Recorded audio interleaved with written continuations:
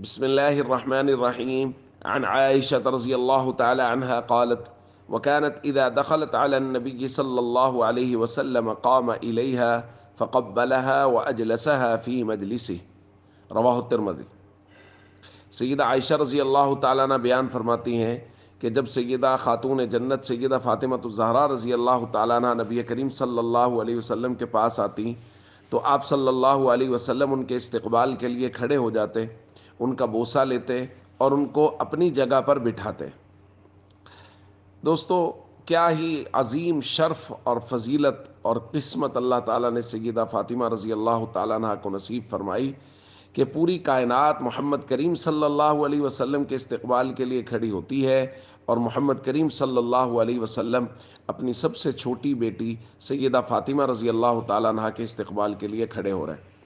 ایک مومن اور مسلمان کی شان یہ ہے کہ وہ نبی کریم صلی اللہ علیہ وسلم کی چاروں بیٹیوں کی عقیدت اور محبت اپنے دل میں رکھے، اور خاص طور پہ حضور کی سب سے چھوٹی اور لاڈلی صاحبزادی حضرت فاطمہ رضی اللہ تعالیٰ عنہ کی عقیدت۔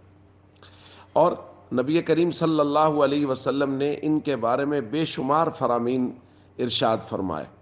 ایک روایت میں فرمایا: ما ترضین ان تکونی سیدۃ نساء اہل الجنہ، فاطمہ آپ اس بات پر راضی نہیں کہ آپ جنتی عورتوں کی سردار ہوں گی؟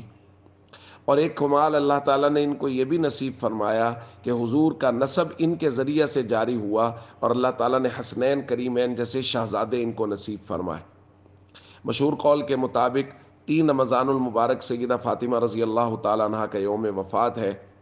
یہاں ایک بات بہت اہم اور ضروری ہے کہ ہمیں اپنی بچیوں کی تربیت سیدہ فاطمہ رضی اللہ تعالیٰ عنہ جیسی کرنے کی کوشش کرنی چاہیے۔ ان جیسی عبادت، ریاضت، ان جیسا تقوی، پرہیزگاری اور ان جیسا پردہ، وہ کائنات کی عظیم ترین عورتوں میں سے، اور انہوں نے ساری زندگی مکمل پردہ رکھا۔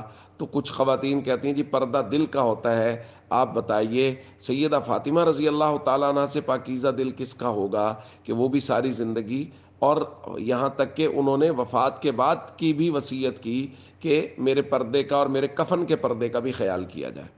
تو اس لیے ہمیں اپنی بچیوں کی تربیت اس طرح کی کرنی ہے جس طرح کی سیدہ فاطمہ رضی اللہ تعالیٰ عنہ کی تربیت تھی، اور ہمیں کوشش کرنی ہے کہ ہماری بچیاں ان کے نقش قدم پر چلیں۔